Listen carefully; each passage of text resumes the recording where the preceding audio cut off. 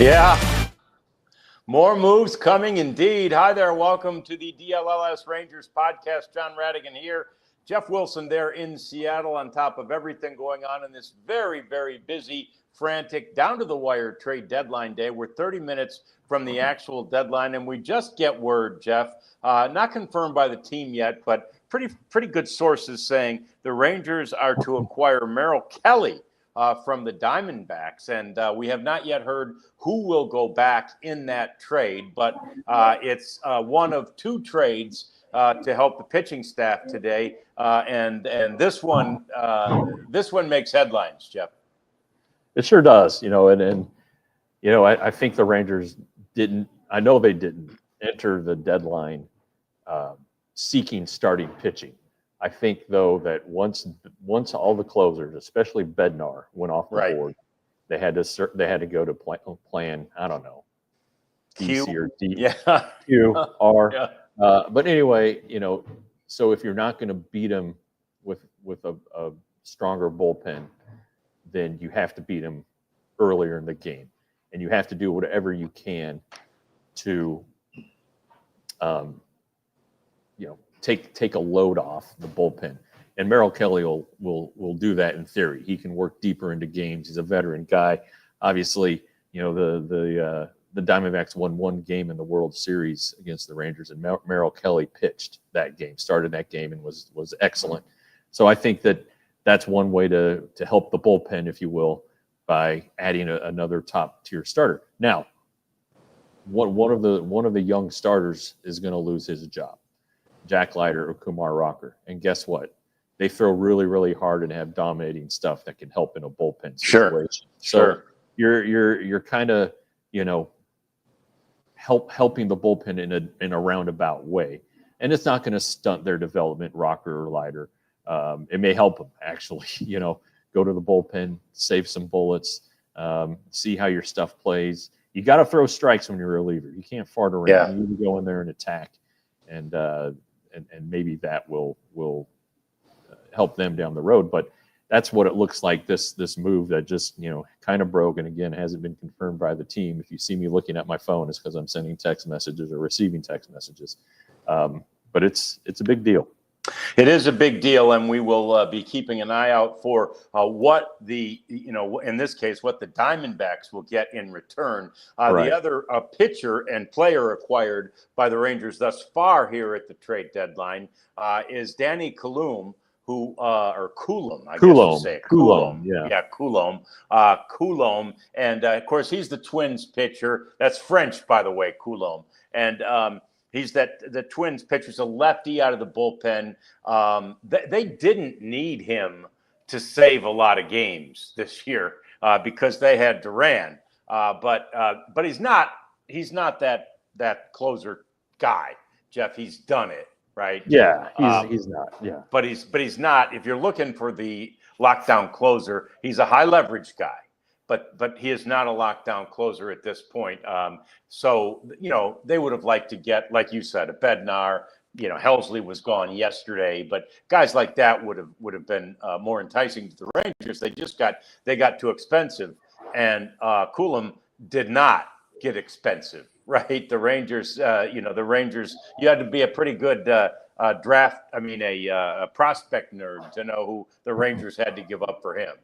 Yeah, and Ken Rosenthal just tweeted that Cole Drake and David Hageman are going to the Diamondbacks, and there may be more. Somebody said 3 players are going.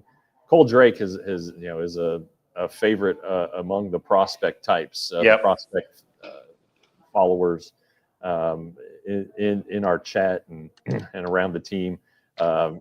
he's from Wiley, so that kind of stinks that Yep. he's getting traded from his hometown team. He just got moved to AAA not that long ago. Tall, lanky left-hander.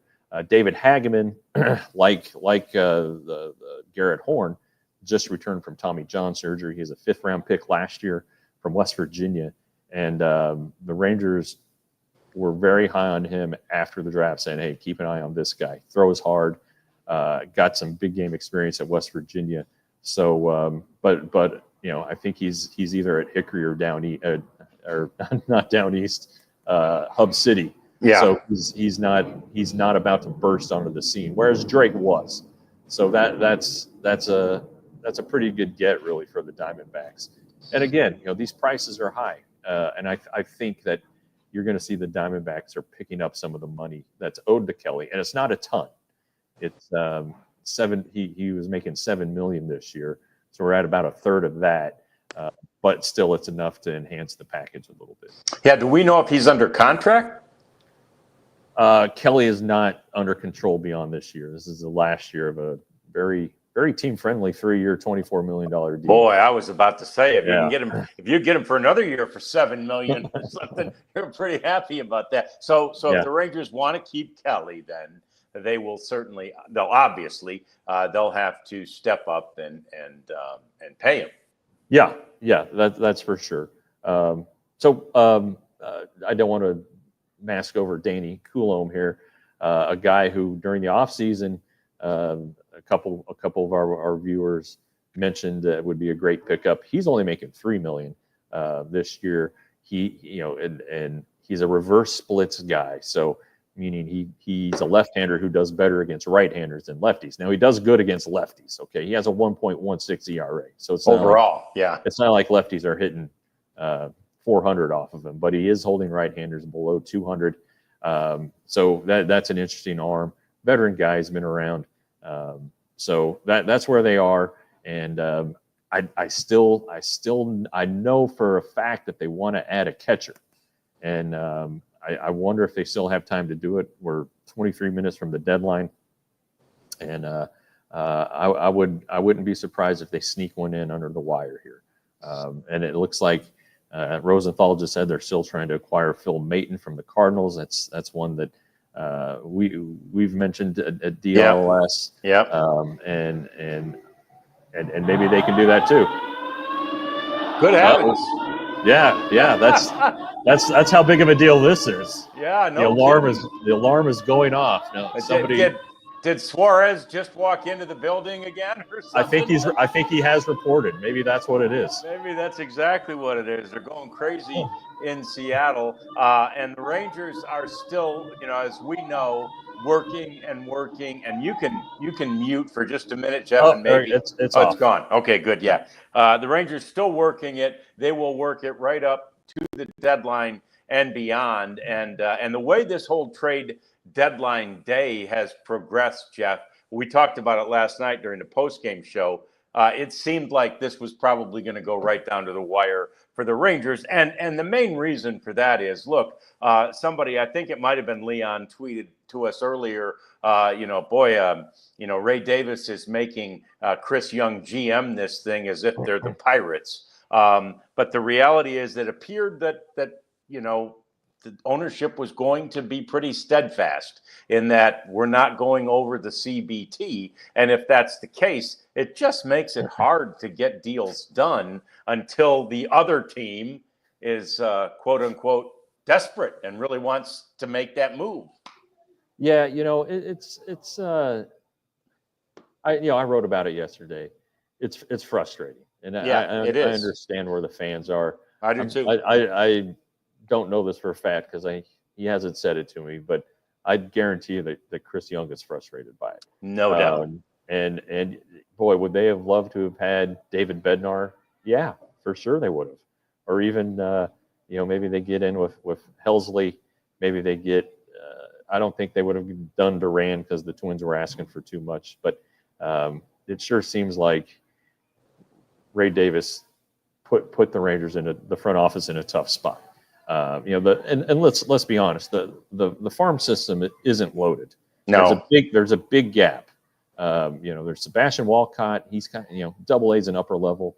And their next best prospect is still waiting to have Tommy John surgery, right? With Rosario. And then where are you going to go? Well, you probably go to either this year's first round pick or last year's first round pick, Malcolm Moore.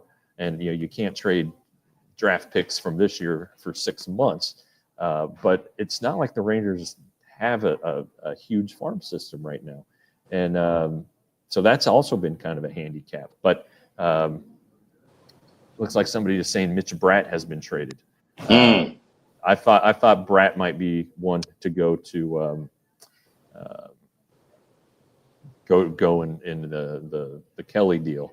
Maybe I don't know. Maybe they got them both, but I haven't seen the Mitch Bratt thing. I suppose I could text him, but they might be a little busy. If it's true, he may not want to answer that one. So anyway, this stuff is flying off the shelves, and a lot of reporters these days are now at the mercy of the national writers who you all follow, I'm sure. It says that Nick Picaro, who is with one of the Diamondbacks beat writers, is saying that Mitch Bratt is the third player. So that's a lot. That's a big hit on the Rangers farm system. You just shed 3 starting pitchers. Two of them at upper levels. So that's a big one. Both good guys. Mitch was the 5th rounder in 2011. He's from Canada. He went to because of the pandemic, though. He went to high school in Georgia. Lived with some family friends down there in the Atlanta area, and was drafted there. He'd committed to Florida State, and the Rangers were able to get him away from that. So that stinks. But Diamondbacks are getting a really good guy, and really, most people know Mitch Bratt for a start that happened at Bank One Ballpark, wherever they call it now. What is it called? What is that thing called? Chase Field. Yeah, that's right. That's right. He was pitching for Team Canada in the World Baseball Classic against Team USA.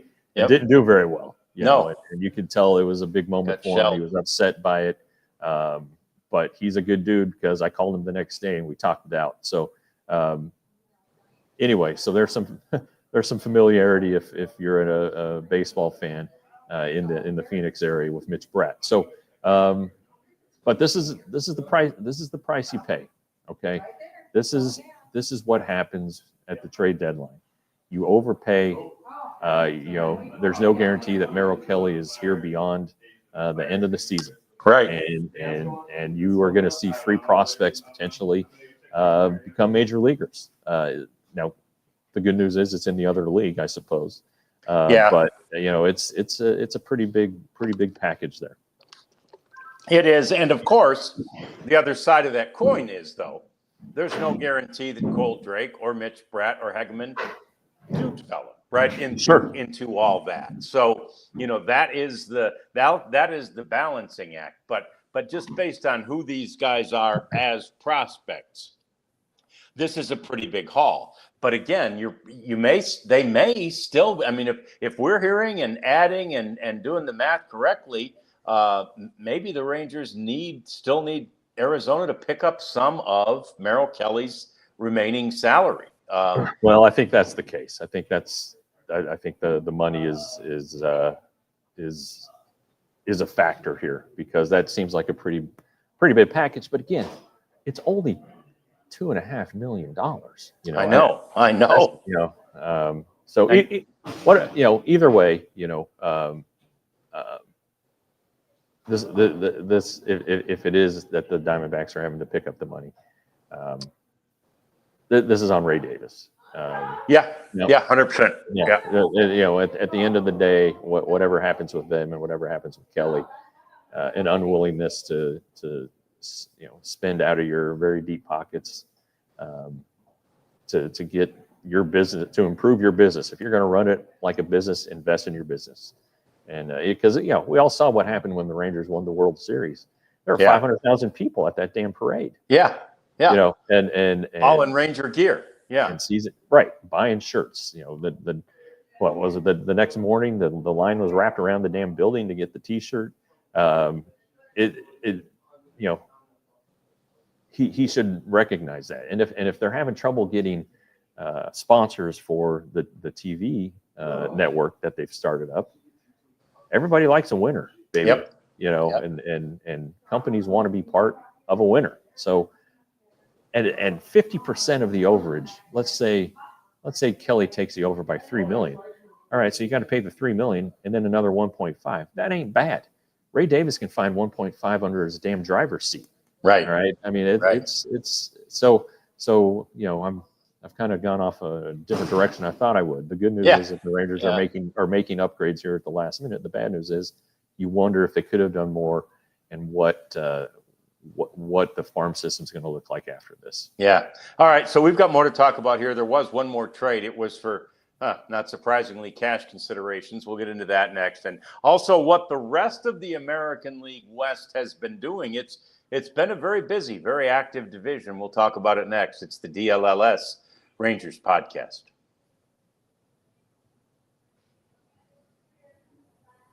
Is it you, Jeff? I think with I haven't even looked. Empire Today. Empire. I tell you what. Empire Today.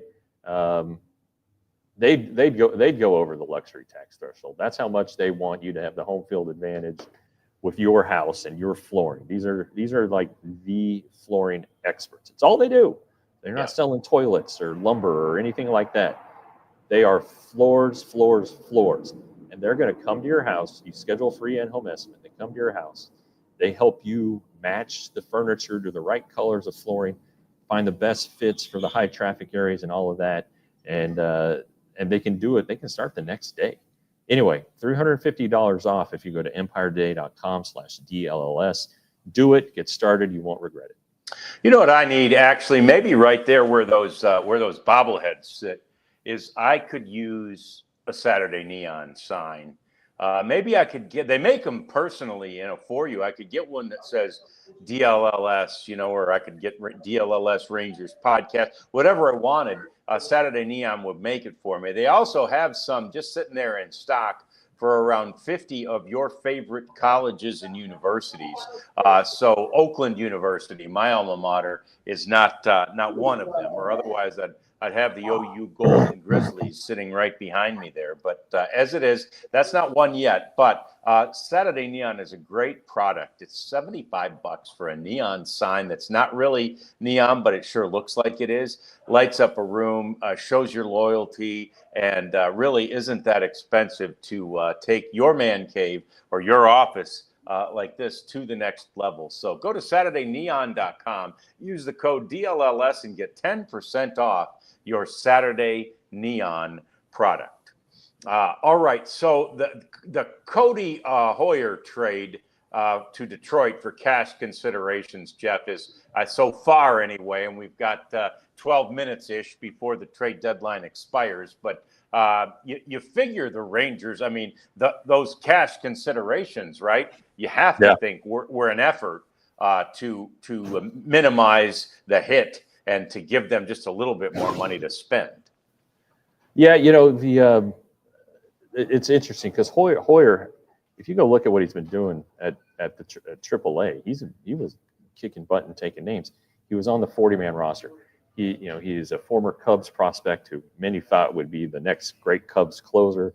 His arm fell apart, and it's been a while to get it back to where it was. He was terrible in spring training. The Rangers did bring him up in June. Maybe it was late May. He made an appearance at Tampa Bay to, help the Tide hold over things as the bullpen was collecting itself, I guess. But he had a weird minor league deal that if the Rangers had called him up, it would have put a pretty big dent in what cushion they had left before the luxury tax. So they've been very hesitant to call him up. So the Tigers acquired him, and I don't know this. I haven't followed it after it broke, but I'm assuming that he's going on their major league roster. He's been that good. And if he's not, then he will be very, very soon. But anyway, that kind of tells you where the Rangers were money wise, Yeah. And But to trade Heuer gets them relief on or created a spot on the 40-man, which I'm guessing they're going to use for either Kelly or Coulombe. And if they get Phil Maton, they'll need another one. So it's crazy right now. My Twitter feed. There's just stuff happening all over the place. It's nuts. It's flying around. It's kind of fun to do this at this time of day. I've never actually been doing a show live as the deadline hits, and it's actually pretty fun and exciting. We appreciate you guys hanging out with us too, and we're going to try to bring you all the very latest. Jeff may have to peel off here in just a moment as he heads over to hear from the Rangers, from CY and all the other principals involved about what the Rangers are doing. Meantime, elsewhere in the American League West, if you were with us last night and if you have social media at all, you saw the big news is that, well, actually, this news came today. I was going to mention the Suarez thing, but let's get to the Astros thing today. Carlos Correa is headed back to Houston, and he will play third base. He told the Minnesota Twins, Jeff, there is only one place he would go, and he is thrilled to have an opportunity to get back with his buddies in Houston. Says he's been, really even still talking to them and texting and talking baseball with them almost every day. They also acquire Jesus Sanchez from Miami. So, the Astros, like everybody else in the West, realizes this is a very competitive division. They can hear the footsteps of the Mariners and the Rangers in particular, and they knew they had to get better. Yeah, and I think they're if you believe what's being put on the Twitter, they're still trying to get a starting pitcher. Yeah, and so we'll see how it goes. But they needed to do something with Paredes hurt for the rest of the year. Right. With I think it's the worst hamstring injury I've ever heard. They're thinking he's going to be out 6 or 7 months, which is oh my goodness, that's just crazy. I wonder if he tore it right off the bone. God, he must have. I don't know. Yeah. It sounds like a surgery coming too. So yeah. Anyway, every team in the West got better except the A's, and that trade that they made for Mason Miller. I was going to say they're going to get better in the long run. Yeah, they got the number 3 prospect. Number 3, yeah, DeVries. Yeah. I mean, that kid is one of those regarded as sort of a can't miss guy. So they definitely. I feel like again, when you're the A's, you don't really have to be that great for 3 years, right? In 3 years, you got to be really good. Because theoretically, in 3 years, you're moving to Las Vegas, but you don't have to be that great until then. And so do make moves like this. But I'll tell you what, they also traded. Then that was a trade with the Padres, and they also traded J.P. Sears, which the Rangers are going to love. Right? They don't have to see that son of a bitch anymore. That's right. Their kryptonite is out. So yeah, that's pretty funny. But yeah, that's a benefit to the Rangers, I guess. And Rosenthal just tweeted that they're close to acquiring Phil Maton, which is interesting. All right. Yeah. Interesting. Yeah. He Rangers fans probably know him for 2 things. He pitched for the Astros for a long time. Yep. And then he's the one whose fastball broke Josh Young's arm last year. Yes. So that's going to be a little awkward in the clubhouse. I'm assuming they won't be lockering next to each other. But, that's an interesting one. So we'll have to ask Josh about that when we finally get into the clubhouse. Yeah, it's interesting too. I wonder if they've even ever talked since then, right? I mean, you don't necessarily hate the guy. You hate the accident, the accident or the act, but sure, you didn't do it on purpose. No, of course, it wasn't like a purpose pitch or anything like that. So that is an interesting one. I haven't actually talked to many guys about that in the past, but so the Mariners, where Jeff is, they got better. We knew that with Josh Naylor, of course, he's going to be their first baseman, and Gino Suarez comes back to the team, and so last night, when Seattle was getting ready to leave West Sacramento after playing the Athletics, their plane was just sitting on the ground, Jeff, and everyone on the team is going, "What the hell's the delay?" And you know how that is. Yeah. I mean, I've been on charters before. Even on charters, it's hard to get any information. You're like, "Why are we?" You're looking outside, it's not raining. You're like, "We're the only plane here. It's late at night. What are we doing?" So they're waiting and they're waiting, and then finally, the door opens and in walks Gino Suarez, because they were coming from Detroit and they were going to play right there in West Sacramento. So they waited so that he could fly with them. And there you go. So anyway, Suarez jumped on the plane and everybody cheered when they saw him. And he went through literally and hugged every player on the team. So let's say that the Mariners will be somewhat sky high, although that delayed them even further getting in. So, both teams got in extremely late last night to Seattle. Yeah, a couple tired teams maybe, but that he's just obviously he's just very, very super popular, and with this team and always was, and it's kind of weird, but I had to use the restroom before we started, and I went in there and there was a guy in a Mariner shirt, and he had started relieving himself before I got in there, and I finished before he finished.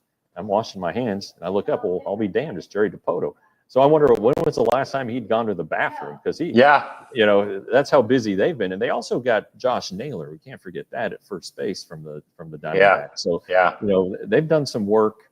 They got the left-hander Ferguson from the Pirates. It's kind of been a quiet day, I think, for them so far. But again, we got 3 minutes until the deadline, and you never know what's going to happen. Okay, because these guys there will be moves that are announced after the deadline passes. Trying to sneak everything into the MLB headquarters to get everything finalized.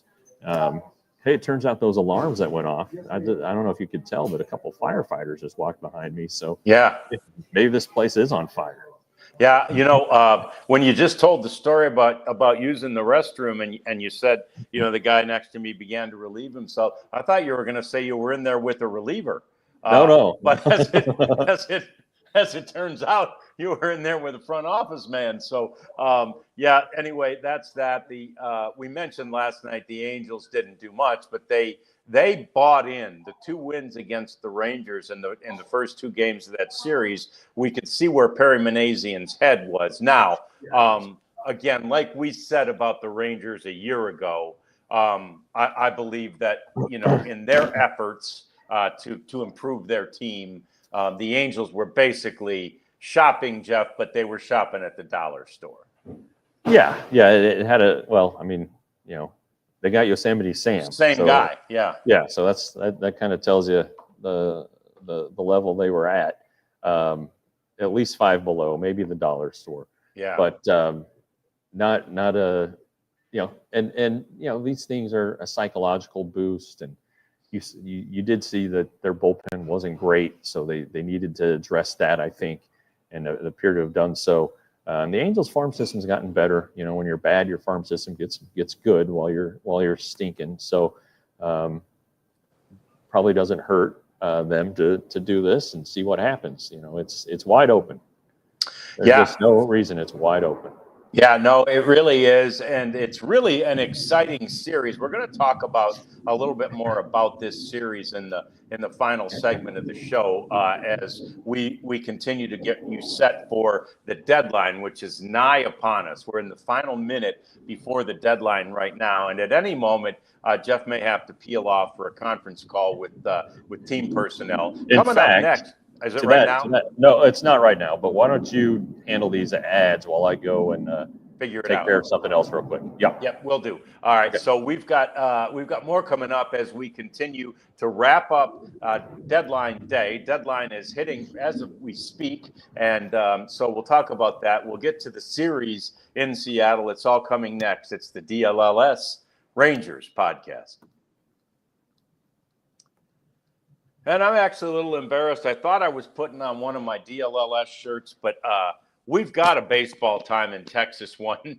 And this one actually is All-Star time in Texas. This is a shirt I bought at the All-Star game last year, so it's not one of our DLLS shirts. It's still a cool shirt, but we've got this basically same shirt at DLLS. We've got a lot of great ones, including that new one with Nolan punching. There it is down there in the lower right corner as you're looking at the screen there, and there's Nolan punching on Robin Ventura. I've ordered the one that's got Dallas versus all y'all. That's fun to wear, especially when you're out of town.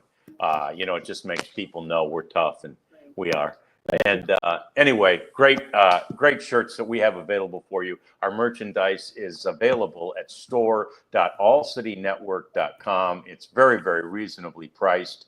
And there are sales available, too. And, of course, if you're going up north, as I am soon, I actually was thinking about maybe getting a hoodie or something, because when you go up north this time of year, sometimes it gets cool. So, anyway, store.allcitynetwork.com is the place to go to get all things you might need, merchandise related. And that merchandise is something you will want to wear when you go to Las Vegas with True Fan Travel. There's our trip, November the 15th through the 18th, and the Cowboys play out there in Las Vegas. And I'll be danged if I wasn't flipping through my Twitter feed, the last couple of days, of course, a lot. And I noticed that the Bears must be playing out there too, because our CHGO affiliate, same company, just the Chicago version of our little network, they're doing the same trip, obviously not at the same time, because the Bears play the Raiders at on a different weekend. So anyway, pretty cool, pretty fun, and you should make sure you get a chance to get on out there and, yes, become a fan of all the guys on our show in Las Vegas for the DLLS Cowboys podcast. Jeff's back. And so anyway, just an unbelievable, I think it might wind up being a record-setting day. I was on MLB radio most of the day today, Jeff, and they were already predicting that we were going to exceed 50 trades, which would be a record. Yeah, it's just been crazy, and now that, the deadline has passed, we're 2 minutes past the deadline, and there will be, things announced here in the next 10 to 30 minutes, let's say, that just got in under the wire. And now I do wonder if there's not an opportunity for the Rangers to get a catcher here. I think that that's a glaring need for this team. They need a catcher. Yeah, and maybe they do it on a minor league deal. I'm not sure, but they 100% need a darn catcher. Yeah, and were we saying that Maton is a deal, or is it just still kind of a? Rosenthal's saying it's done. Okay. So haven't none of these deals have been confirmed by the team, and of course I can show you all the text messages I've sent. They don't respond, but maybe one time you'll catch them in a moment of weakness. I don't know. But right. Yeah. Sure. Yeah. Anyway, so we're waiting on the conference call, and Rich Rice will let us know, and then I'll give you the high sign and duck off. But yeah, no problem. Like the Tigers just got Charlie Morton. Right.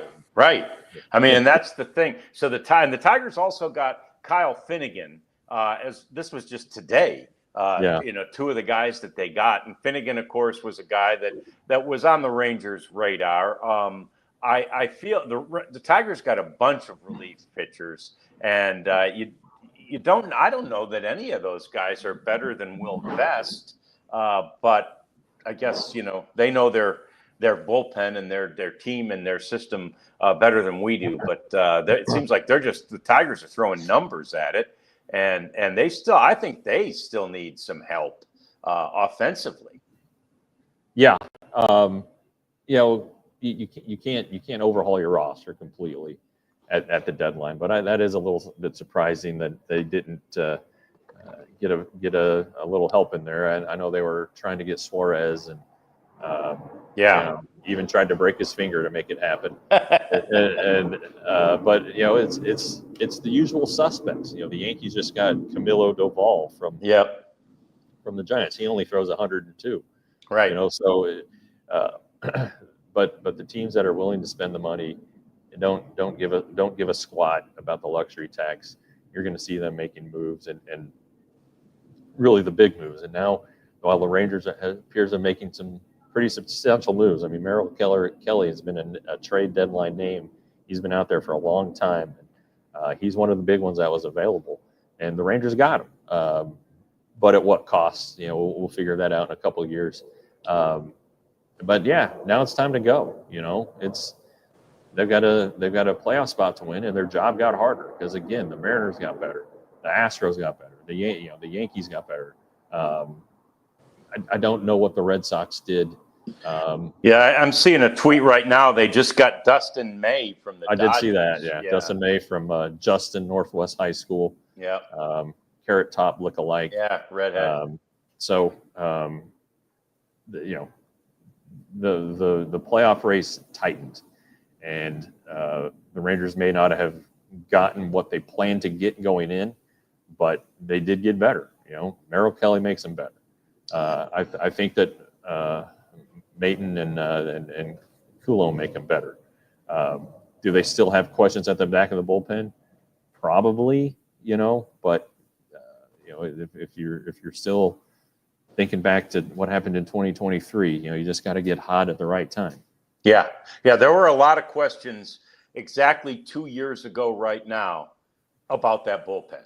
Right now, and if I remember correctly, in 23, the Chapman move came significantly before the deadline.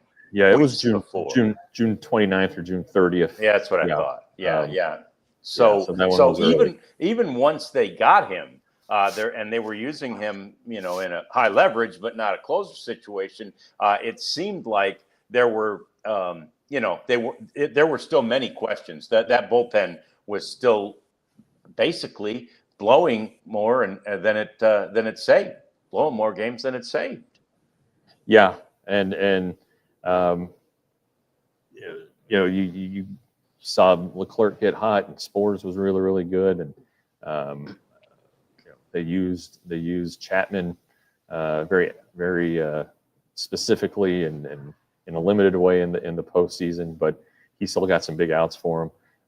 But yeah, it's just a matter of getting hot. And you saw John Gray come off the injured list there and pitch really, really well in the last two series. So, you know, John Gray's another name that didn't get traded. Now there's a lot of speculation he would because of the salary and all of that. But, you know, you're talking about a bullpen upgrade here with getting him off the IL. And, you know, so this bullpen, you know, just off the top of my head, looks like, you know, you're going to have Garcia.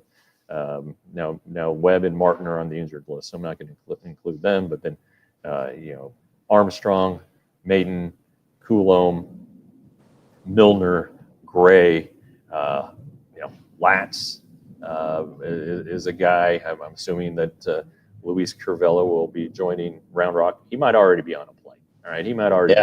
Yeah. Well, no, they don't have any of those players here yet. But my point is, you know, the bullpen got better. It got deeper. You probably aren't going to see Jake Latz pitching, trying to get outs in the eighth. You know, and allow him to go back to the role of a long reliever who can maybe make a spot start. And then again, Leiter or Rocker is probably going to the bullpen. Yeah. And that's a hell of a situation. It is, and I wonder on that if you boil that one down to who do you think is best to handle that mentally, right? Because that's a big transition in the brain for a young pitcher.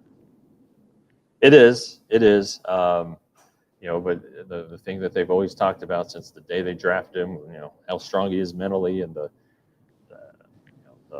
adversity he had to overcome with the 22 draft or the 21 draft not working out, and then you have to have the surgery and all that stuff. You know, that's been his deal. He's this mentally strong kid. So we'll see what happens. Also, and this is good news for him, he doesn't really have to worry about the run game as much because right, that's true. Relievers don't really have to slide step. Yeah. If you're going to have your best stuff, put in your most powerful delivery, and if they want second base, concentrate on the batter. But this is it's pretty interesting. I'm still waiting to see if any little thing else comes along. Yeah, it should be nice to, like you say, it'd be nice to see a catcher who happened to be a right-handed hitter. But I do remember we were in 23. We were literally walking to the CY press conference and across the field, and we're walking to the press conference that was exactly 2 years ago right now. And I happened to be walking next to Neil Liebman, and Neil Liebman goes, "Hey, we just got another catcher. We just got this guy named Austin Hedges. He can't hit a lick, but he's a good catcher." So it happened super late. I remember that, the Hedges thing. So yeah, and there are a couple guys who might be available on waivers. Eric Haas, former Tiger, Brewers just let him go. He could be a guy who the Rangers add. I think and they were talking about Ryan O'Hearn reportedly. I think they're ready to move on from Jock Peterson, frankly, or really put him in a limited role because why would you talk about a left-handed hitting DH if you weren't ready to make a move there? So there's going to be a lot that shakes out here the next couple of days. And, there is. Although now I saw that O'Hearn and Laureano both went to the Padres as well. Yeah. Okay. Yeah. I mean, now look, the Padres. I suppose if somebody somebody's going to win this deadline, the Padres might have something to say about it. Man, have they been active? AJ Preller is going crazy today. Yeah, he has, and the Mason Miller thing is a big one. The bullpen already had 3 All-Stars. Now you add this guy, and you're looking pretty good. They traded for Sears, who, all right, whatever. Yeah, fine. He's a good lefty. When he's not facing the Rangers, it's like, okay, he's not that good. Yeah. And then so but they didn't trade Dylan Cease, who most people thought was going to get traded. So they've loaded up on arms. They loaded up on bats. I mean, they're just kind of loaded up. So, and the Dodgers are vulnerable. I know everybody talks about, they have great payroll and great roster, and it's true, but all their pitchers, it seems like, are always hurt. I know Snell is coming back this weekend, but they have issues. They have a lot of guys on the injured list, and everybody thought, they're going to win 120 games. They're not going to win 120 games. No. Right? So, when you get them in a short series, if you get 5 good innings from your starter and you have this bullpen like the Padres have, could be trouble. Could be a tough matchup for those Dodgers, or anybody for that matter. Yeah, it really would. And it's got to be somewhat frustrating if you are A.J. Preller or really any other GM in that division to try and fight against that monolithic budget that the Dodgers have. And again, as you know, we remember I said at the beginning of the year during spring training, Dodgers ain't winning a World Series. I stick by it. And I don't think they will. And so just because, and as people were, I think I said it in response to people just hating the fact that they just keep throwing money at it. Well, that's not necessarily what wins. The Yankees proved that over many times over the years. They spent the most money, but they weren't winning that many World Series, at least not lately. So anyway, but the Padres, that's just like, all right, here we go. Here's our chance. Let's see if we can do it this year. And sure. And who knows? Maybe this is it. It would be. They've been, but they've never won. So, right.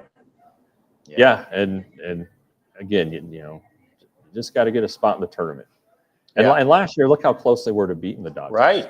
Right. So that's going to be an interesting one down the stretch there because the Giants sold, the Diamondbacks sold, the Rockies they sold years ago. So it's a 2-horse race, and those teams got a lot worse. So you're going to see. You could see, the second place team in that division with let's say 95 wins and be a wild card team, kind of like the Rays were a couple of years ago when they won 98 games and were a wild card and lost. Yep. Yep. So anyway, busy day, active day, as it is. The trade deadline has expired. Like we say, Jeff still may have to bug out of here. If he does, we'll thank him for his work and hope we can hear from him again later. But if not, we'll just keep chatting about this for the next 15 minutes or so. Talk mostly about the upcoming series with the Mariners next on the DLLS Rangers podcast. But if today has proven anything to you, it is that you need to become a diehard. And I'm hearing that clock tick right now on this diehard deal. And I don't want you to miss it. I think we're in the final 48 of this deal. And so you've got to go either scan that QR code or go to alldlls.com/join and get that $36 deal. That's 55% off. It's a crazy, crazy deal to basically get all the content we give you for $3 per month. You also get 20% off any and all of our events, including that Cowboys trip to Vegas that we talked about earlier. So there's lots and lots of reasons to become a diehard, including today, I said proves it because of all the stuff that is behind that paywall that Jeff's going to write about, has already written about. If you haven't had a chance to see that, then you haven't had a chance to be as up to date as you would like to be as a super fan. And we have one of those guys, one of those Jeffs for each of our teams. We've got a Clarence Hill, who's with the Cowboys in Oxnard. Sam Nestler does the work for the Stars, and Tim Cato does our work for the Mavericks. So great team of writers that keep you completely up to date and keep you on top of your fandom. Become a diehard for just $36 within the next day or two. Are we talking merch? I thought we talked merch already. I don't know. Yeah, we did. What's happening. Just keep telling more about the diehard. Yeah, I worked for the Fort Worth newspaper, which is now, non-existent when it comes to our sports coverage outside of TCU. I guess I cover the Cowboys still, and then the Dallas paper. Very good writers too, but my God, is it expensive? Boy, is it ever! You're not going to find a better deal out here right now. So go ahead, become a diehard. Again, the $36 is fantastic. You get the free shirt. You renew at the normal price next year, but who cares? You're coming out way ahead in the game. Yep.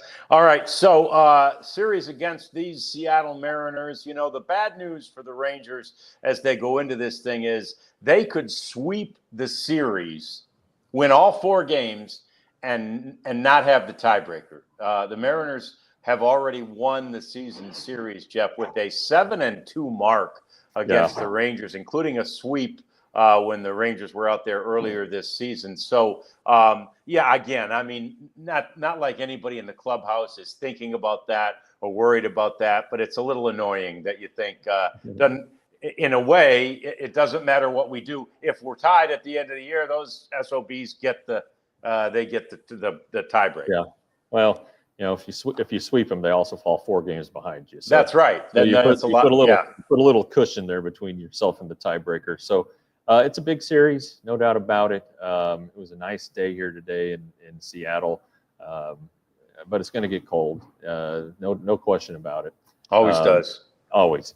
And 4 right-handers, so that helps the Rangers out a little bit. They're a little bit better against the right-handers. There you see the pitching matchups. I'm assuming they're not going to discuss with Rocker or Leiter their future in the rotation for a couple of days. No, probably make that decision on let's say Sunday. But anyway, you like DeGrom. You expect that DeGrom will not have 2 stinkers in a row. And then my man Patrick Corbin. And look at that those numbers after what he did last year and the previous 5 years. Pretty happy for the guy. So anyway, but they're facing a much different lineup. I'm assuming, I haven't seen the lineups yet, but I'm guessing that Suarez will be in it. You might as well. And so that's another bat you got to worry about. And if they can go, if the Mariners can go Cal Raleigh, Suarez, and Naylor, that's pretty formidable. There's that's daunting up there in the middle of the lineup. So they got a little bit better on offense. So I still don't think they're going to have a good offense just because of this ballpark. But Right. my point being, it's a different looking Mariners team than it was there at the end of June or May or whenever all those damn extra inning games were. End of June, when really the Rangers could have won all three of those games, and of course so could have the Mariners. Yeah, and they did. So the reality is the Rangers faced that George Kirby night. He's faced the Rangers 9 times in his career. He's 7-0 with a 1.15 ERA. Yeah. So here's what I'm saying. He's due, Jeff. He's due for a stinker. I don't know. He is. No, he's just really good. The numbers don't show how good he is. He was great last year. Yeah. And even in 23, I mean, his success against them goes back. He pitched game 162 and beat the Rangers. It was 1-0 game. Yeah. So that was they know what they're up against. Yeah, 100%. Yeah, they do. They have a 6-game losing streak happening in Seattle. And if you go all the way back to 2020, the Rangers in 43 games since the year 2020 are abysmal there. They're like 8-35. It's the worst, a 186 winning percentage in Seattle, and it's the worst winning percentage of any visiting team in any ballpark since 2020. I mean, so you're counting, the Rockies and the Nationals and the White Sox and all those teams that have struggled, the A's, all of them. None of them have been worse than what the Rangers have against the Mariners. So you hope that trend just doesn't continue. It really can't. They need to be better than that. Yeah, they have to be, and they know it. And this team does pretty well when they're up against it. So we'll see what happens. As I look out on the field, I might be wrong, but it sure looks like Ichiro Suzuki's out there playing catch. So that's pretty cool. Yeah, freshly minted Hall of Famer. Yeah, that's pretty amazing. Yeah, that's not surprising either. You can still throw it at 51 or whatever he is. It's amazing what good shape that guy is in.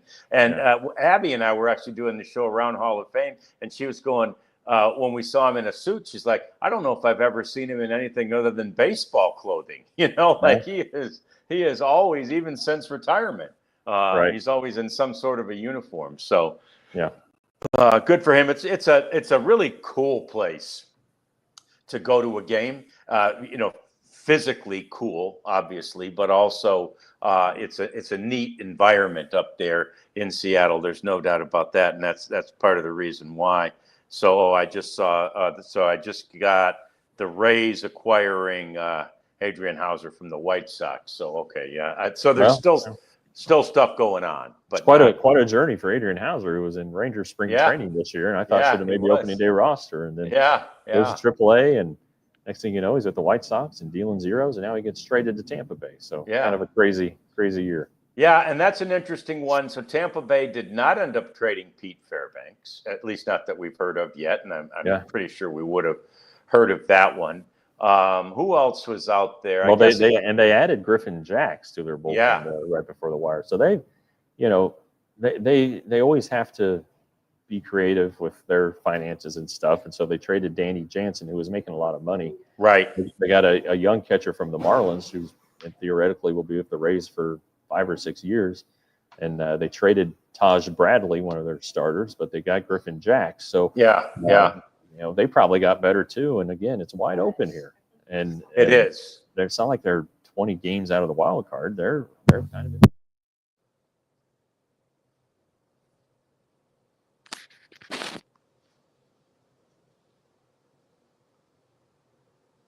I don't think I'm hearing Jeff. Are you, is that me or is that everybody? That's okay. It's everybody, Tanner.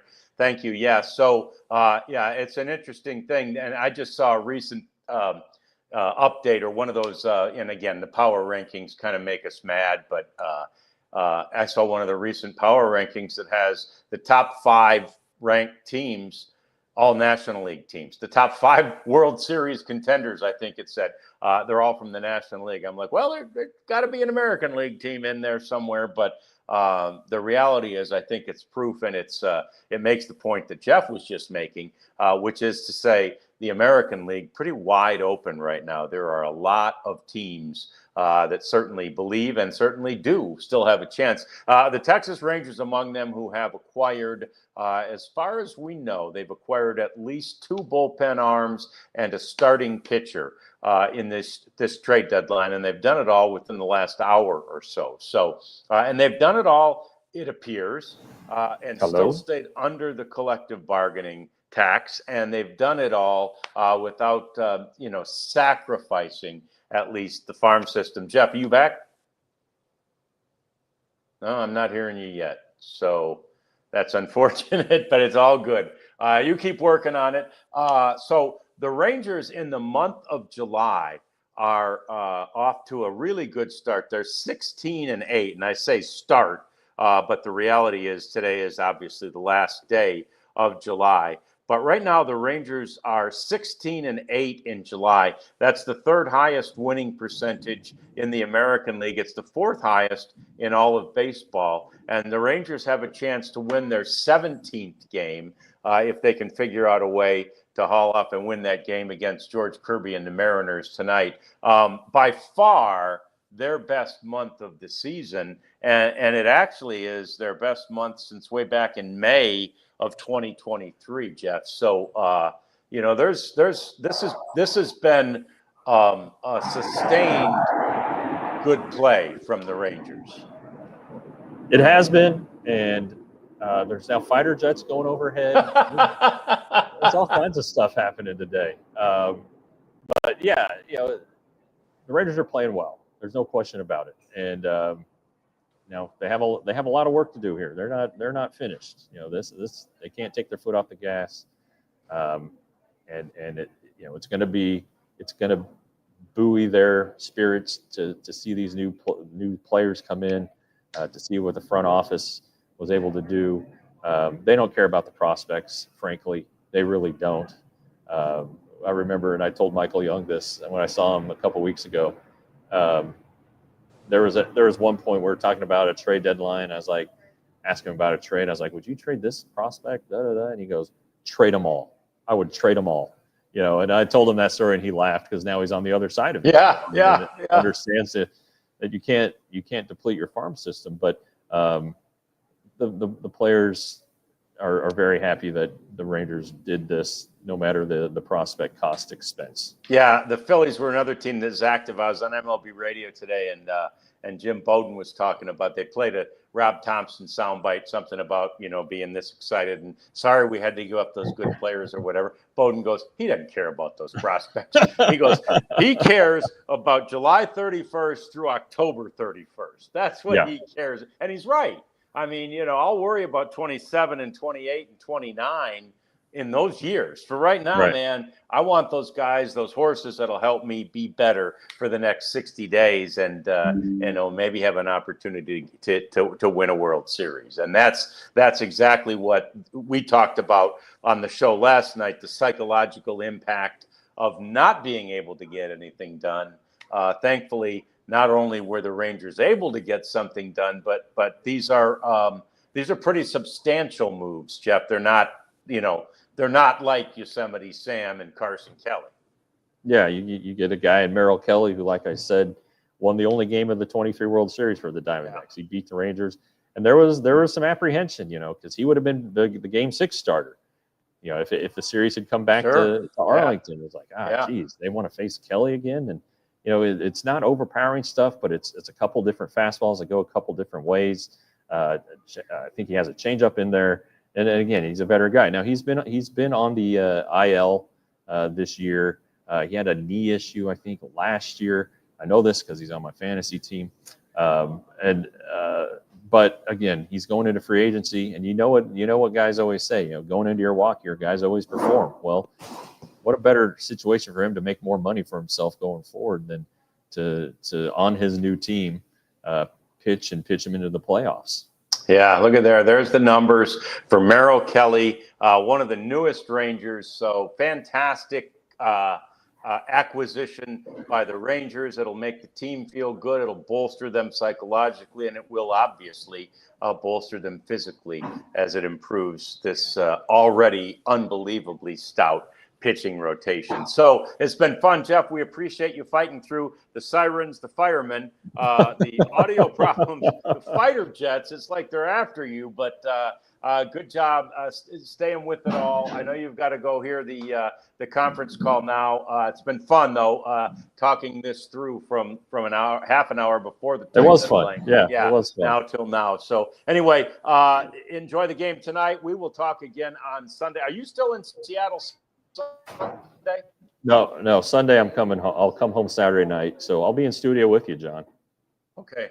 You'll be in studio with me on Sunday. Okay, cool. Yeah. All right. Well, we'll be there Sunday to wrap up this series. Hopefully the Rangers fare better than they have in recent years there in Seattle. That's going to do it for us, and we'll see you Sunday for another edition of the DLLS Rangers podcast.